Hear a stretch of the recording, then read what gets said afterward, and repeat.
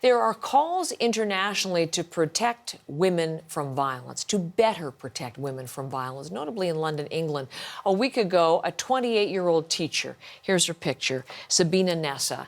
She was killed near her home. She was walking to meet a friend for a drink.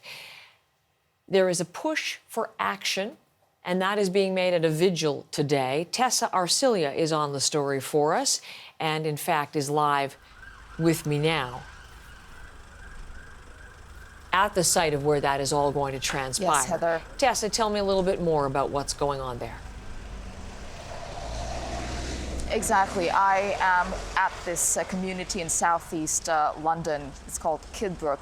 And about 5 minutes away is where Sabina Nessa lived. And she walked through this park, and this was where she met her end on Friday last week. And you can see there are tributes pouring in, flowers being laid by people in her community. I was reading some of the messages expressing their sympathies. What a cruel world, it says, for a young woman to be killed yet again. So there is that anger you were talking about, Heather, the call to make the streets safer for women, not just here, but around the world.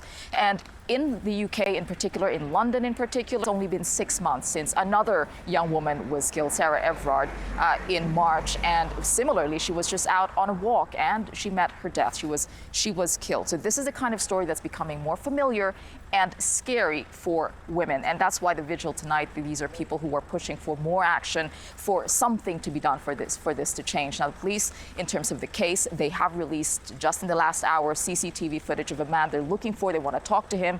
There is someone in custody, a 38-year-old man, and the vigil is going to happen just behind this park, Heather. Now, Nessa was a school teacher, and a lot of the people try to say what they remember about her. Here's one mother whose child she taught. Take a listen. Very, very sad. We not expect.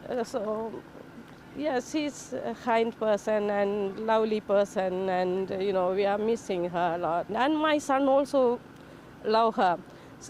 Trust me, last night my son crying a lot because he doesn't want new teacher.